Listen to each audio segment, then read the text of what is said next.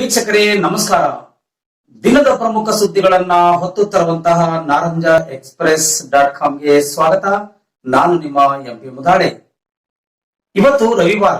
ತಮಗೆಲ್ಲ ಗೊತ್ತಿರೋ ಹಾಗೆ ಜಿಲ್ಲೆಯ ಕವಿ ಮತ್ತು ಕಲಾವಿದರ ಬಗ್ಗೆ ಪರಿಚಯ ಮಾಡಿಕೊಡುವಂತಹ ಕವಿ ಕಲಾವಿದರ ಪರಿಚಯ ಈ ಕಾರ್ಯಕ್ರಮದ 8ನೇ ಭಾಗವಾಗಿ ಇವತ್ತು ನಾವು ಬೀದರ್ ಜಿಲ್ಲೆಯ ಬಹುಮುಖ ಪ್ರತಿಭೆಯ ಉಳ್ಳಂತಹ ಹಾಗೂ ಕನ್ನಡದ ಒಬ್ಬ ಬಂಡಾಯದ ಸಾಹಿತಿಗಳಲ್ಲಿ ಮತ್ತು ಬಂಡಾಯದ ಬರಹಗಳನ್ನ ನಾಡಿಗೆ ನೀಡಿರುವಂತಹ ಹಾಗೂ ಅನೇಕ ರೀತಿಯಲ್ಲಿ ತೊಂದರೆಗೆ ಸಿಕ್ಕಾಕೊಂಡು ಒದ್ದಾಡುತ್ತಿರುವಂತಹ ಮತ್ತು ಅತ್ಯಾಚಾರ ಅನ್ಯಾಯಕ್ಕೆ ಒಳಗಾಗಿ ಅವಮಾನಿಸಿಕೊಂಡು ಬಂದಂತ ದೀನ ದಲಿತ ಹಾಗೂ ಕಷ್ಟಕ್ಕೆ ಸಿಲುಕಿರುವಂತಹ ಅದು ಯಾವುದೇ ಜಾತಿಯವರಾಗಿರ್ಲಿ ಅವರಿಗೆ ನೇರವಾಗಿ ಸ್ಪಂದಿಸುವಂತಹ ಕೆಲಸ ಒಬ್ಬ ಕವಿ ಮತ್ತು ಕಲಾವಿದ ಒಬ್ಬ ಸಾಹಿತಿಯಲ್ಲಿ ಕೂಡ ಈ ಮನಸ್ಸು ಇದೆ ಅನ್ನೋದು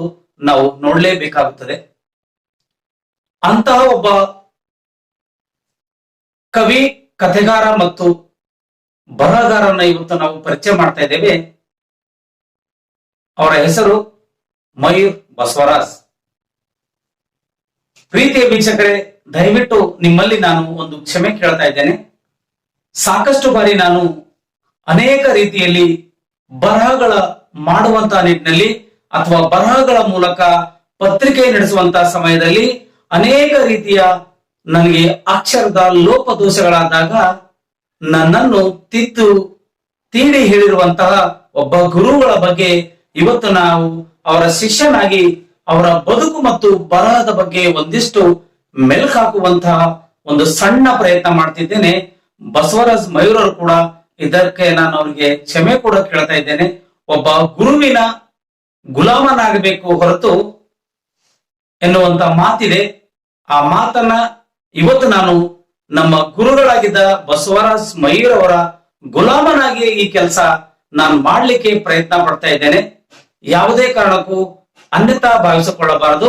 ಯಾಕಂದ್ರೆ ನಾನು ನನ್ನಂತಹ ಅದೆಷ್ಟೋ ಕವಿ, ಕಲಾವಿದರು ಮತ್ತು ಸಾಹಿತಿಗಳು ಕೂಡ ಬಸವರಾಜ್ ಮಯೂರ್ ಅವರ ಹತ್ತಿರದಲ್ಲಿ ನಾವು ಜೊತೆ ಸೇರಿಕೊಂಡಾಗ ನಮ್ಮ ನೋವು, ನಮ್ಮ ನಲಿವು ಮತ್ತು ನಮ್ಮ ಕಷ್ಟ ನಷ್ಟಗಳಿಗೆ ಸ್ಪಂದಿಸುವಂತಹ ಏನ್ ಮನೋಭಾವನೆ ಇದೆಯೋ ಅಂತ ಮನೋಭಾವನೆ ಇವತ್ತು ಪ್ರತಿಯೊಬ್ಬ ಕವಿ ಮತ್ತು ಕಲಾವಿದರ ಬಗ್ಗೆ ನಾವು ಕಾಣಲೇಬೇಕಾಗುತ್ತದೆ. ಯಾಕಂದ್ರೆ ಬಸವರಾಜ್ ಮಯೂರ್ ಅವರು ಅನೇಕ ರೀತಿಯಲ್ಲಿ ತೊಂದರೆಗಳನ್ನ ಸಿಕ್ಕಾಕಿಕೊಂಡು ಅದೆಷ್ಟೋ ಕಷ್ಟ ನಷ್ಟಗಳನ್ನ ಉಂಡು ತಾನು ಏನಾದರೂ ಒಂದು ನಾಡಿಗಾಗಿ ಸಮರ್ಪಣೆಯಾಗಿ ನಾವು ನಿಲ್ಲಬೇಕು.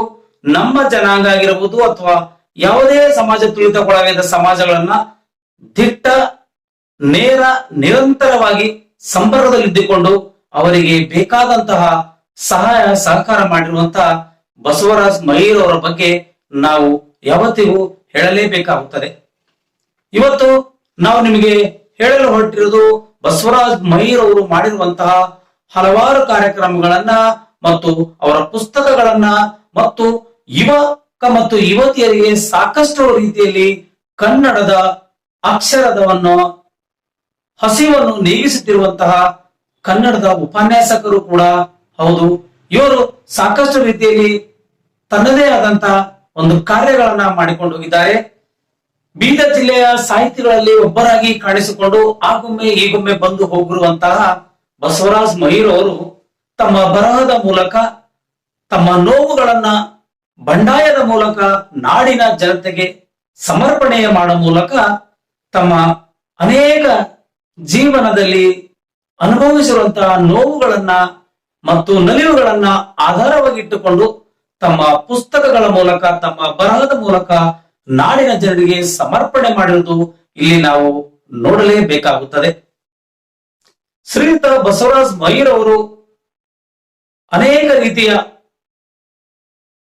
ನೋವುಗಳಲ್ಲಿ ಉಂಟು ಬಂತಹ ಕವಿ ಮತ್ತು ಕಲಾವಿದರಿಗೆ ಮೊಲಾಮು ಹಚ್ಚುವ ರೀತಿಯಲ್ಲಿ ಸರಳವಾಗಿ ಹೇಳಿ ಅವರಿಗೆ ಬುದ್ಧಿವಾದ ಹೇಳುವ ಮೂಲಕ ಸ್ಫೂರ್ತಿದಾಯಕವಾಗಿದ್ದಾರೆಂದರೆ ತಪ್ಪಾಗಲಾರದು. ನಿಜಕ್ಕೂ ನಾವು ಮಯೂರ್ ಬಸವರಾಜ್ ಅವರ ಬದುಕು ಮತ್ತು ಬರಹದ ಬಗ್ಗೆ ನಾನು ವಿಷಯನ ತೆಗೆದುಕೊಂಡಾಗ ನನಗೆ ಹೇಳಲೇಬೇಕಾದ ಕೆಲವೊಂದು ಮಾತುಗಳು ಕೂಡ ನಮ್ಮನ್ನ ಬರ್ತಾ ಇಲ್ಲ ಬಾಯಲ್ಲಿ.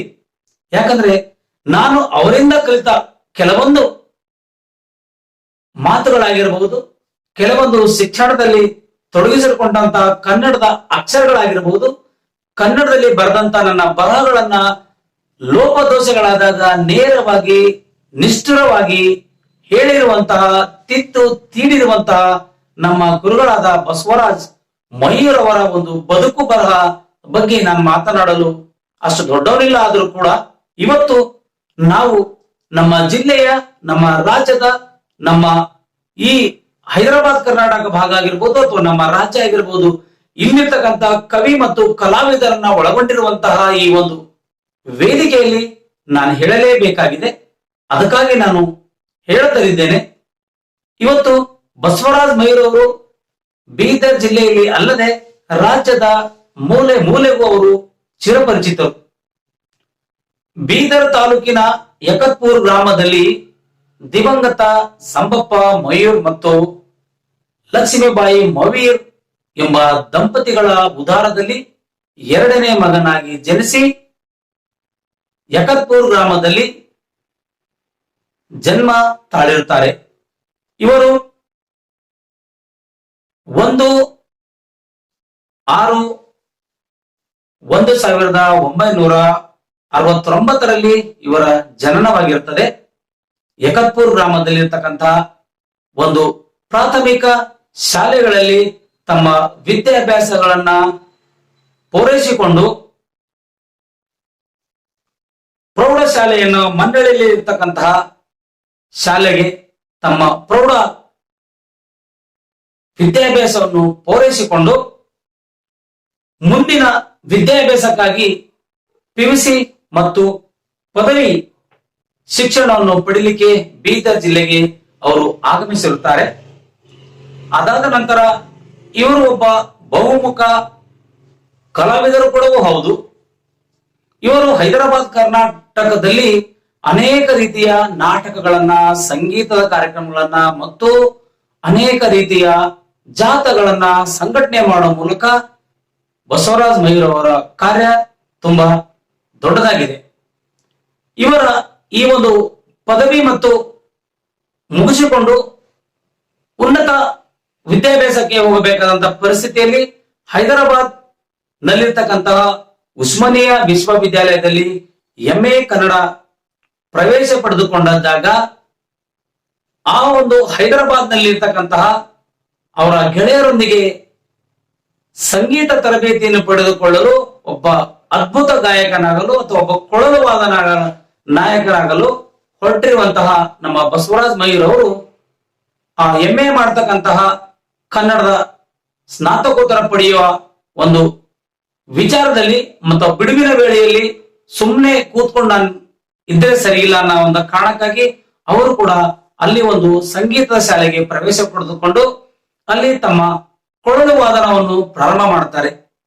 ಎಂದಿನಂತೆ ಅವರು ಇವತ್ತು ಒಬ್ಬ ಬಹುಮುಖ ಕಲಾವಿದ ಅಂತ ನಾವು ಯಾಕೆ ಹೇಳ್ತಾ ಇದೀವಿ ಅಂತಂದ್ರೆ, ಬಸವರಾಜ್ ಮಯೂರ್ ಅವರು ಒಬ್ಬ ಸಂಘಟಕರು ಕೂಡ, ಒಬ್ಬ ಕಲಾವಿದರು ಕೂಡ, ಒಬ್ಬ ಸಾಹಿತಿಯು ಕೂಡ ಮತ್ತು ಒಬ್ಬ ಕನ್ನಡದ ಕಣ್ಮಣಿಗಳನ್ನ ನಾಡಿನ ಮತ್ತು ರಾಜ್ಯದ ಉದ್ದಗಲಕ್ಕೂ ನಮ್ಮಂತ ಯುವಕ ಯುವತಿಯರನ್ನ ಶಿಕ್ಷಣದ ಮೂಲಕ ತನ್ನದೇ ಆದ ರೀತಿಯಲ್ಲಿ ರಾಜ್ಯದ ಘನತೆ ಉಳ್ಳಂತಹ ಹುದ್ದೆಗಳಿಗೆ ಹೋಗಲಿಕ್ಕೆ ಪ್ರಯತ್ನ ಪಡುವಂತಹ ಬಸವರಾಜ್ ಮಯೂರ್ ಅವರು ಅನೇಕ ರೀತಿಯ ಜನರಿಗೆ ಸಹಾಯ ಮತ್ತು ಸಹಕಾರಗಳನ್ನ ಮಾಡುತ್ತಾ ಬಂದಿದ್ದಾರೆ.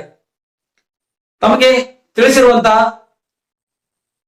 ಮನೋಹರ್ ಮತ್ತು ವಿಜಯ್ ಕುಮಾರ್ ಸೋನಾರಿ, ಶಂಭುಲಿಂಗ್ ವಾಲ್ದೊಡ್ಡಿ ಹಾಗೂ ಇತರ ತಂಡಗಳಲ್ಲಿ ಗುರುತಿಸಿಕೊಂಡು ಒಂದು ಬೀದರ್ ಜಿಲ್ಲೆಯಲ್ಲಿ ಸಮನ್ವಯ ಸಮಿತಿ ಅಂತಕ್ಕಂತ ಮಾಡಿಕೊಂಡು ಅವರು ಈ ಬಿಡುವಿನ ವೇಳೆಯಲ್ಲಿ ಸಂಘಟನೆಗಳು ಮಾಡುತ್ತಾ ಬಂದು, ಅದಾದ ನಂತರ ಅನೇಕ ಕನ್ನಡ ಮತ್ತು ಸಂಸ್ಕೃತಿ ಇಲಾಖೆಯಲ್ಲಿ ಪ್ರಾಯೋಜನೆಗಳ ನೀಡುವ ಮೂಲಕ ನಾಟಕ, ಕಲಾವಿದರ ಬಗ್ಗೆ ಮತ್ತು ಅನೇಕ ರೀತಿಯ ಲೇಖನಗಳನ್ನ ಬರೆಯುವ ಮೂಲಕ ಅವರು ಸಾಕಷ್ಟು ಕನ್ನಡಕ್ಕಾಗಿ ತಮ್ಮ ಕೈಯನ್ನ ಎತ್ತಿದ್ದಾರೆ ಅಂತಲೇ ಹೇಳಬೇಕಾಗುತ್ತದೆ. 1997ರಲ್ಲಿ ಪದವಿ ಪೂರ್ವ ಶಿಕ್ಷಣ ಇಲಾಖೆಗೆ ಕನ್ನಡ ಉಪನ್ಯಾಸಕರಾಗಿ ನೇಮಕಗೊಂಡು ಅವರು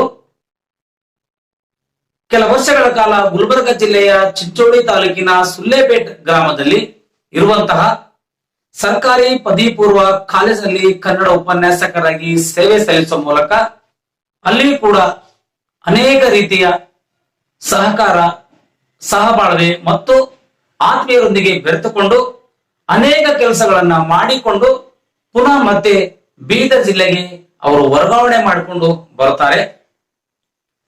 ಕನ್ನಡ ನಾಡು ನುಡಿ ಕನ್ನಡಮ್ಮನ ಸೇವೆಗೆ ಸದಾ ಸಿದ್ಧ ಎನ್ನುವಂತಹ ಬಸವರಾಜ್ ಮೊಯ್ಯರ್ ಅವರು ಹಲವಾರು ಸಾಹಿತ್ಯ, ಸಾಂಸ್ಕೃತಿಕ ಕ್ಷೇತ್ರಗಳಲ್ಲಿ ಅಲ್ಲದೆ ಅನೇಕ ವರ್ಷಗಳ ಕಾಲ ಪತ್ರಿಕೋದ್ಯಮದಲ್ಲಿ ಒಬ್ಬ ವರದಿಗಾರನಾಗಿ ಕೂಡ ಕೆಲಸ ಮಾಡುವಂತ ಮೂಲಕ ಅವರು ಒಬ್ಬ ಬಹುಮುಖ ಪ್ರತಿಭೆ ಉಳ್ಳಂತಹ ಪ್ರಬುದ್ಧ ಸಾಹಿತಿ ಅಂತಲೇ ನಾವು ಹೇಳಲೇಬೇಕಾಗುತ್ತದೆ. ಅವರು ಹೇಳುವಂತ ಒಂದೊಂದು ಪದವು ಕೂಡ ಇವತ್ತು ನಿಮ್ಮನ್ನು ನಾನು ಹೇಳ್ತಾ ಇದ್ದೀನಿ, ಒಂದೊಂದು ಪದವು ಕೂಡ ನೀವು ಅವರಿಂದ ನಾವು ಕಲಿಯಬೇಕಾಗಿರೋದು ಇವತ್ತು ಯಾವುದೋ ಒಂದು ನಾವು ಹೇಳಲೇಬೇಕು. ಸುಲ್ಲೇಪೇಟ್ ಅಥವಾ ಕಲಬುರಗಿ ಅಂತ ಬಿಡಿಸಿ ಬಿಡಿಸಿ ಮಕ್ಕಳಿಗೆ ಹೇಳಿ ಕನ್ನಡದ ಪ್ರತಿಯೊಂದು ಶಬ್ದಗಳನ್ನ ಸರಳ ರೀತಿಯಾಗಿ ಮತ್ತು ಕವಿ ಮತ್ತು ಕಲಾವಿದರುಗಳಿಗೆ ಸರಳ ರೀತಿಯಲ್ಲಿ ತಿಳಿಯುವ ಹಾಗೆ ನಮ್ಮನ್ನ ಹುರಿದುಂಬಿಸುವಂತಹ ಕೆಲಸ ಮಾಡಿದ್ದಾರೆ ಬಸವರಾಜ್ ಮೊಯ್ಯರ್ ಅವರು.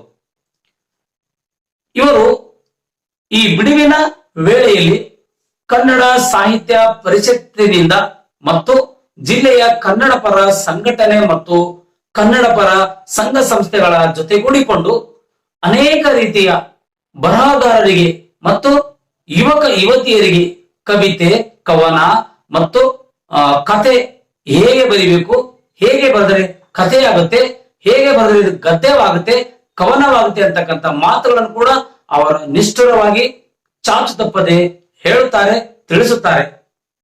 ಅನೇಕ ಬರಹಗಾರರಿಗೆ ಸಾಹಿತ್ಯ ಕ್ಷೇತ್ರದಲ್ಲಿ ಇವರು ತಮ್ಮದೇ ಆದಂತಹ ಅಂಬೆಗಾಲಿಟ್ಟುಕೊಂಡು ಬರುವಂತಹ ಯುವ ಬರಹಗಾರ ಮತ್ತು ಬರಹಗಾರ್ತಿಯರಿಗೆ ಸಾಕಷ್ಟು ಸ್ಫೂರ್ತಿದಾಯಕವಾಗುವಂತಹ ಮಾತುಗಳನ್ನ ಮತ್ತು ಶಬ್ದಗಳನ್ನ ಜೋಡಣೆ ಮಾಡುವ ಮೂಲಕ ಎಲ್ಲರಿಗೂ ಪ್ರಿಯವಾಗಿದ್ದಾರೆ ಬಸವರಾಜ್ ಮೊಯ್ಯರ್ ಅವರು. ಬಸವರಾಜ್ ಮೊಯ್ಯರ್ ಅವರ ಬಗ್ಗೆ ಅನೇಕ ವಿಷಯಗಳನ್ನ ಇದಾವೆ ಹೇಳಲಿಕ್ಕೆ. ಅವ್ರು ಮಾಡಿರುವಂತಹ ಸಾಧನೆ ಕೂಡ ಬಹಳಷ್ಟಿದೆ. ನಾವು ಅನೇಕ ರೀತಿಯಲ್ಲಿ ನಾವು ತಿಳಿದುಕೊಂಡು ಹೋಗ್ಬೇಕಾದ್ರೆ ಅಲ್ಲಿ ಹಲವಾರು ರೀತಿಯ ಬಸವರಾಜ್ ಮೊಯ್ಯರ್ ಅವರಿಗೆ ಹಲವಾರು ನಾಡಿನ, ಜಿಲ್ಲೆಯ ಮತ್ತು ರಾಜ್ಯದ ವಿವಿಧ ಭಾಗಗಳಲ್ಲಿ ಅವರಿಗೆ ಸಾಹಿತ್ಯ ಕ್ಷೇತ್ರ ಮತ್ತು ಸಂಘಟನಾ ಕ್ಷೇತ್ರದಲ್ಲಿ ಕಾರ್ಯನಿರ್ವಹಿಸತಕ್ಕಂತಹ ಈ ಒಂದು ಕಾರ್ಯಕ್ಕೆ ಹಲವಾರು ಜಿಲ್ಲೆಯ ಸಂಘ ಸಂಸ್ಥೆಗಳು ಅವರಿಗೆ ಸನ್ಮಾನಗಳು ಕೂಡ ಮಾಡಿದ್ದಾರೆ. ಬನ್ನಿ ಒಂದು ಸುತ್ತು ನಾವು ನೋಡ್ಕೊಂಡು ಬರೋಣ. ಬಸವರಾಜ್ ಮೊಯ್ಯರ್ ಅವರು ಮಾಡಿರುವಂತ ಒಂದು ಸಣ್ಣ ಸಾಧನೆ ಬಗ್ಗೆ ತಿಳಿದುಕೊಳ್ಳೋಣ. ಬಸವರಾಜ್ ಮೊಯ್ಯರ್ ಅವರು ಹೈದರಾಬಾದ್ನ ಉಸ್ಮಾನಿಯಾ ವಿಶ್ವವಿದ್ಯಾಲಯದಲ್ಲಿ MA ಪದವಿಯನ್ನ ಕಲಿತಿರುವಾಗ ಕೊಳಲು ವಾದನ ಮಾಡ್ತಾ ಇರೋದು ನಾವು ಕಾಣ್ತಾ ಇದ್ದೇವೆ. ಬೀದರ್ ಜಿಲ್ಲೆಯ 8ನೇ ಕನ್ನಡ ಸಾಹಿತ್ಯ ಸಮ್ಮೇಳನದಲ್ಲಿ ಬಸವರಾಜ್ ಮೊಯ್ಯರ್ ಅವರಿಗೆ ಸನ್ಮಾನ ಜರುಗುತ್ತದೆ. ಅದಾದ ನಂತರ ನಿಮಗೆ ತೋರಿಸ್ತಾ ಇರೋದು ದಲಿತ ಸಾಹಿತ್ಯ ಸಮ್ಮೇಳನದಲ್ಲಿ ಮಾಲ್ಗತ್ತಿಯವರು ಒಂದು ಸಮ್ಮೇಳನ ಅಧ್ಯಕ್ಷರವರಿಂದ ಸನ್ಮಾನ ಕೂಡ ಇಲ್ಲಿ ನಾವು ನಿಮಗೆ ತೋರಿಸ್ತಲಿದ್ದೇವೆ.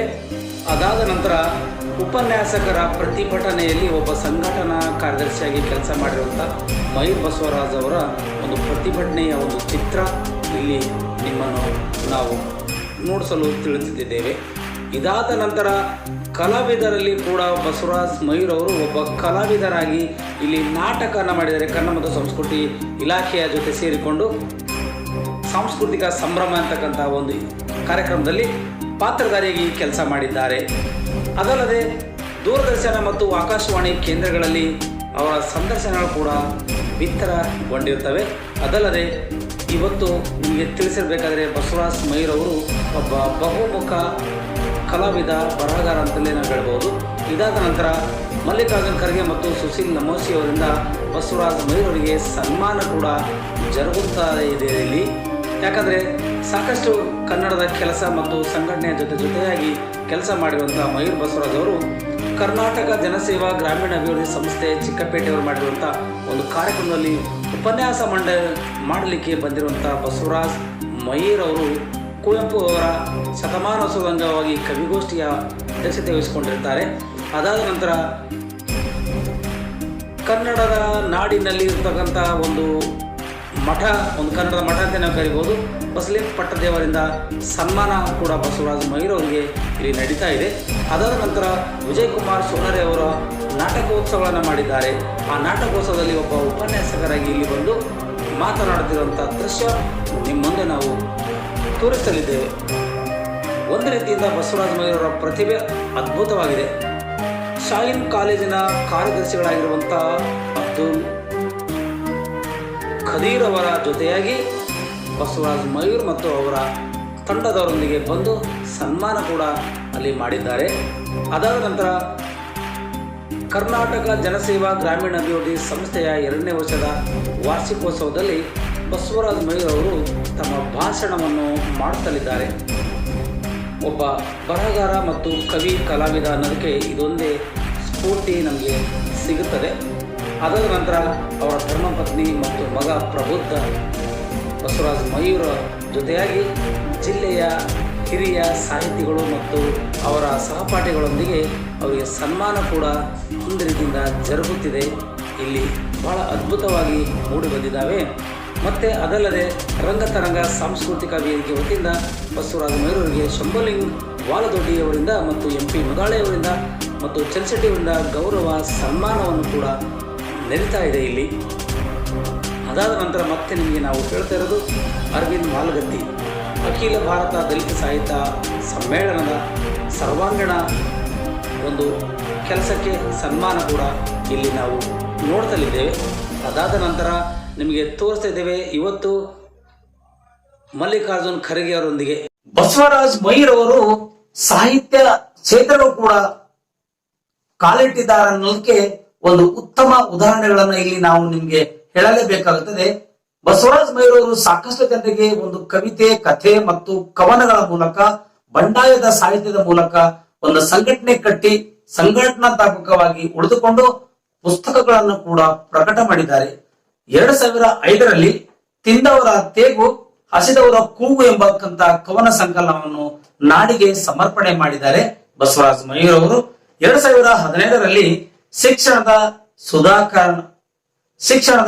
ಸುಧಾಕರ್ ಆರ್ ಮಹದೇವಪ್ಪ ಎನ್ನುವಂತಹ ಒಂದು ವ್ಯಕ್ತಿ ಚಿತ್ರಣ ಪುಸ್ತಕವನ್ನು ಕೂಡ ಬರೆದಿದ್ದಾರೆ. ಮತ್ತು ತಮ್ಮ ಈ ದಿನನಿತ್ಯದ ಒಡನಾಡಿಯಲ್ಲಿ ಇರ್ತಕ್ಕಂಥ ದಿನ ಬೆಳಗಾದರೆ ಸಾಕು, ತಮ್ಮ ಕಾಲೇಜು, ನಮ್ಮ ಮಕ್ಕಳ ಜೊತೆಯಲ್ಲಿ ಓಡಾಡುವಂತಹ ಮಯೂರ್ ಅವರು ವಿದ್ಯಾರ್ಥಿಗಳಿಗಾಗಿ ಒಂದು ದಾರಿ ದೀಪ ಎನ್ನುವಂತ ಒಂದು ಪುಸ್ತಕವನ್ನು ಕೂಡ ಹೊರತಂದಿದ್ದಾರೆ. ಅದಲ್ಲದೆ ಜ್ಞಾನ ಜ್ಯೋತಿ ಎಂಬುವ ಒಂದು ಪುಸ್ತಕ ಕೂಡ ಅವರು ಹೊರತಂದಿದ್ದಾರೆ. ಒಟ್ಟಾರೆಯಾಗಿ ಹೇಳಬೇಕಾದ್ರೆ ಬೀದರ್ ಜಿಲ್ಲೆಯಲ್ಲಿ ನಮ್ಮ ಬಸವರಾಜ್ ಮಯೂರ್ ಅವರು 4 ಪುಸ್ತಕಗಳನ್ನು ಹೊರತಂದಿದ್ದಾರೆ. ಮತ್ತು ಬೀದರ್ ಜಿಲ್ಲೆಯ ಹಲವಾರು ಸಂಘ ಸಂಸ್ಥೆಗಳಲ್ಲಿ ಅವರು ಪದಾಧಿಕಾರಿಗಳಾಗಿ ಕೆಲಸ ಕೂಡ ಮಾಡಿದ್ದಾರೆ. ತಮಗೆ ತಿಳಿಸಿರುವಂತಹ ಜಿಲ್ಲಾ ಬೀದರ್ ಸಮನ್ವಯ ಸಮಿತಿಯ ಕಾರ್ಯದರ್ಶಿಗಳಾಗಿ ಮತ್ತು ಜಿಲ್ಲಾ ದಲಿತ ಸಾಹಿತ್ಯ ಪರಿಷತ್ನ ಪ್ರಧಾನ ಕಾರ್ಯದರ್ಶಿಯಾಗಿ, ಬಂಡಾಯ ಸಾಹಿತ್ಯ ಸಂಘಟನೆಯ ಸಂಚಾಲಕರಾಗಿ ಮತ್ತು ಕರ್ನಾಟಕ ರಾಜ್ಯ ಪದವಿ ಪೂರ್ವ ಕಾಲೇಜು ಉಪನ್ಯಾಸಕರ ಸಂಘದ ಸಂಘಟನಾ ಕಾರ್ಯದರ್ಶಿಯಾಗಿ ಸೇವೆ ಸಲ್ಲಿಸಿದ್ದಾರೆ. ಕರ್ನಾಟಕ ರಾಜ್ಯ ಬೌದ್ಧ ಸಾಹಿತ್ಯ ಪರಿಷತ್ತಿನ ರಾಜ್ಯ ಉಪಾಧ್ಯಕ್ಷರಾಗಿ ಕೂಡ ಅವರು ತಮ್ಮ ಸೇವೆಯನ್ನು ಮುಂದುವರಿಸಿಕೊಂಡಿದ್ದಾರೆ. ಮತ್ತೆ ಅನೇಕ ರೀತಿಯಿಂದ ಅವರು ಸಹಾಯ ಸಹಕಾರ ಮಾಡುತ್ತಾನೆ ಬಂದಿದ್ದಾರೆ. ಇವತ್ತು ಸಹ ಪ್ರಸ್ತುತವಾಗಿ ಯಾದಗಿರಿ ಜಿಲ್ಲೆಯ ಬಳಿಚಕ್ರ ಗ್ರಾಮದ ಪದವಿ ಪೂರ್ವ ಸರ್ಕಾರಿ ಪದವಿ ಪೂರ್ವ ಮಹಾವಿದ್ಯಾಲಯದಲ್ಲಿ ಪ್ರಾಚಾರ್ಯರಾಗಿ ತಮ್ಮ ಸೇವೆಗಳನ್ನ ಸಲ್ಲಿಸುವ ಮೂಲಕ ಕನ್ನಡದ ಸೇವೆ ಕೂಡ ಅವರು ಮಾಡುತ್ತಲಿದ್ದಾರೆ. ಇವರಿಗೆ ಇನ್ನಷ್ಟು ರಾಜ್ಯ ಸರ್ಕಾರ ಮತ್ತು ರಾಷ್ಟ್ರ ಸರ್ಕಾರ ಮತ್ತು ಹಲವಾರು ಸಂಘ ಸಂಸ್ಥೆಗಳನ್ನ ಇವರಿಗೆ ಸನ್ಮಾನಗಳನ್ನ ಮಾಡಲಿ ಮತ್ತು ಇವರ ಕ್ಷೇತ್ರದಲ್ಲಿ ಇನ್ನಷ್ಟು ಉತ್ತಮವಾಗಿ ಇವರು ಬೆಳೆಯಲಿ ಅನ್ನುವಂತ ಒಂದು ಕೆಲಸವನ್ನ ನಾವು ಹಾರೈಸುವ ಮೂಲಕ ಈ ನಮ್ಮ ಸುದ್ದಿಯ ಮುಖಾಂತರವಾಗಿ ನಾಡಿನ ಜನತೆಗೆ ಇವರನ್ನ ಕೂಡ ಉನ್ನತ ಸ್ಥಾನದಲ್ಲಿ ಒಂದು ನಾವು ನೋಡ್ಬೇಕನ್ನುವಂತ ದೃಷ್ಟಿಯಿಂದ ಇವರನ್ನ ರಾಜ್ಯ ಸರ್ಕಾರ ಮತ್ತು ಕೇಂದ್ರ ಸರ್ಕಾರಗಳಾಗಲಿ ಇವರಿಗೂ ಕೂಡ ಹಲವಾರು ಸನ್ಮಾನಗಳು ಮತ್ತು ಪ್ರಶಸ್ತಿಗಳನ್ನ ಹರಿದು ಬರಲಿ ಅನ್ನುವುದೇ ಈ ಒಂದು ಕವಿ ಪರಿಚಯ ಸದಾಶಯವಾಗಿರ್ತದೆ. ಅದನ್ನು ಕೂಡ ಆಗ್ಲಿ ಅನ್ನೋದೇ ಈ ಒಂದು ಸುದ್ದಿವಾಹಿನಿಯ ಪ್ರಮುಖ ವಿಷಯವಾಗಿರುತ್ತದೆ. ಪ್ರಿಯ ವೀಕ್ಷಕರೇ, ತಮ್ಮೆಲ್ಲರಿಗೂ ನಮಸ್ಕಾರ. ಎಂ.ಪಿ. ಮುದಾಳೆ ಅವರ ನೇತೃತ್ವದಲ್ಲಿ, ಎಂ.ಪಿ. ಮುದಾಳೆ ಅವರ ಸಾರಥ್ಯದಲ್ಲಿ ನಡೆದು ಬರುತ್ತಿರುವಂತಹ ನಾರಂದ ಎಕ್ಸ್‌ಪ್ರೆಸ್ ಯೂಟ್ಯೂಬ್ ಚಾನಲ್ಗೆ ತಾವೆಲ್ಲರೂ ಸಬ್ಸ್ಕ್ರೈಬ್ ಆಗಿ ತಾವೆಲ್ಲರೂ ಅದನ್ನು ದಿನಾಲು ವೀಕ್ಷಿಸಿ ಅಂತ ತಮ್ಮಲ್ಲಿ ಮನವಿ ಮಾಡಿಕೊಳ್ತೇನೆ. ನನ್ನ ಹೆಸರು ಮಯೂರ್ ಬಸವರಾಜ, ತಮಗೆಲ್ಲರಿಗೂ ಪರಿಚಿತ. ಇವಾಗ ನಾನೊಂದು ಕವನ ಓದ್ತಾ ಇದ್ದೀನಿ. ತಾವೆಲ್ಲರೂ ಎಂ.ಪಿ. ಮುದಾಳೆ ಅವರು ನನ್ನ ಬದುಕು ಬರಹದ ಕುರಿತು ತಮ್ಮ ಈ ಯೂಟ್ಯೂಬ್ ಚಾನಲ್ನಲ್ಲಿ ಬಿಡ್ತಾ ಇದ್ದಾರೆ. ಅದನ್ನು ತಾವೆಲ್ಲರೂ ವೀಕ್ಷಿಸಬೇಕು. ಸದಾ ಎಂ.ಪಿ. ಮುದಾಳೆ ಸಾರಥ್ಯದಲ್ಲಿ ನಡೆಯುತ್ತಿರುವಂತಹ ನಾರಂದ ಎಕ್ಸ್‌ಪ್ರೆಸ್ ಯೂಟ್ಯೂಬನ್ನು ತಾವೆಲ್ಲರೂ ವೀಕ್ಷಿಸಬೇಕಂತೇಳಿ ಮನವಿ ಮಾಡಿಕೊಳ್ಳುತ್ತಾ, ನಾನು ಬರೆದಿರುವಂತಹ ಪುಸ್ತಕ ತಿಂದವರ ತೇಗು ಹಸಿದವರ ಕೂಗು ಕವನ ಸಂಕಲನದಿಂದ ಒಂದು ಕವನವನ್ನು ಓದಲು ಬಯಸಿದ್ದೇನೆ. ಕವನದ ಶೀರ್ಷಿಕೆ ಗೆಳೆಯ. ಶತಶತಮಾನ ಹೊರಗಿಟ್ಟರೂ ನಮ್ಮನ್ನು ನಿನ್ನ ಜನ, ಮತ್ತೇ ಬಂದಿದೆ ಹೊಸ ಶತಮಾನ, ಈಗೆಲ್ಲಿ ಹೋಗಬೇಕು ಹೇಳು ಗೆಳೆಯ ನನ್ನ ಜನ. ಶತಶತಮಾನ ಹೊರಗಿಟ್ಟರೂ ನಮ್ಮನ್ನು ನಿನ್ನ ಜನ, ಮತ್ತೇ ಬಂದಿದೆ ಹೊಸ ಶತಮಾನ, ಈಗೆಲ್ಲಿ ಹೋಗಬೇಕು ಹೇಳು ಗೆಳೆಯ ನನ್ನ ಜನ. ಹೊಸ ವರ್ಷಗಳು ವರ್ಷ ಬಂದರೂ ನಮ್ಮಗೋಳು ಮಾತ್ರ ತಪ್ಪಿಸಲಿಲ್ಲ ಯಾರು. ಹೊಸ ವರ್ಷಗಳು ವರ್ಷ ಬಂದರೂ ನಮ್ಮಗೋಳು ಮಾತ್ರ ತಪ್ಪಿಸಲಿಲ್ಲ ಯಾರು. ನಮ್ಮಿಂದೇ ಶ್ರೀಮಂತರಾದರು ನಿಮ್ಮವರು, ಈಗಲೂ ಹಾಗೇ ಇರಂತೀಯ ಗೆಳೆಯ, ಈಗಲೂ ನಮ್ಗೆ ಹಾಗೇ ಇರಂತೀಯ ಗೆಳೆಯ. ತಮ್ಮ ಸ್ವಾರ್ಥಕ್ಕೆ ನಮಗೆ ಸುಳ್ಳು ತಿಂದರು, ಸಾವಿರ ಸುಳ್ಳು ಸೃಷ್ಟಿಸಿದ್ರು, ಸಾಕಾಗದಕ್ಕೆ ಮತ್ತೊಂದು ಹೊಸ ಶತಮಾನ ಹುಟ್ಟಿಸಿದ್ರು, ಸುಟ್ಟು ಸುಲ್ಲು ತಿಂದರು ಸಿಟ್ಟಾಗಬಾರ್ದ ಗೆಳೆಯ. ನಮಗೆ ಸುಟ್ಟು ಸುಲ್ಲು ತಿಂದರು ಸಿಟ್ಟಾಗಬಾರ್ದ ಗೆಳೆಯ. ಇನ್ನು ಯಾರ್ಯಾರು ವಂಚನೆಗೆ ಒಳಗಾಗಬೇಕೋ ನನ್ನ ಜನ, ಇನ್ನು ಯಾರ್ಯಾರು ವಂಚನೆಗೆ ಒಳಗಾಗಬೇಕು ನನ್ನ ಜನ, ಯಾರ್ಯಾರ ಸ್ವಾರ್ಥಕ್ಕೆ ಸಾಯಬೇಕು ನನ್ನ ಜನ. ನಮಗೆ ಯಾವಾಗ ಬರ್ತದೋ ಹೊಸ ಶತಮಾನ, ಮನುಷ್ಯತ್ವದ ಹೊಸ ವರ್ಷ ತರ್ತೀಯ ಗೆಳೆಯ, ಮನುಷ್ಯತ್ವದ ಹೊಸ ವರ್ಷ ತರ್ತೀಯ ಗೆಳೆಯ. ಸ್ವಾರ್ಥ ಸಾಯಿಸೋಣ, ಮೋಸ ಮುಚ್ಚೋಣ, ದ್ವೇಷ ಅಸೂಯೆ ಮಣ್ಪಾಲು ಮಾಡೋಣ.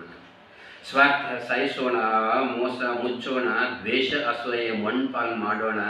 ಜಾತಿಯಿಲ್ಲದ ನೀತಿಯಿಂದ ಬಾಳೋಣ, ಜಾತಿಯಿಲ್ಲದೆ ನೀತಿಯಿಂದ ಬಾಳೋಣ. ಆ ಮನುಷ್ಯತ್ವದ ಹೊಸ ಶತಮಾನ ಸಿಕ್ಕೇ ಸಿಗ್ತದೆ ಗೆಳೆಯ, ಸಿಕ್ಕೇ ಸಿಗ್ತದೆ ಗೆಳೆಯ. ನಮಸ್ಕಾರ.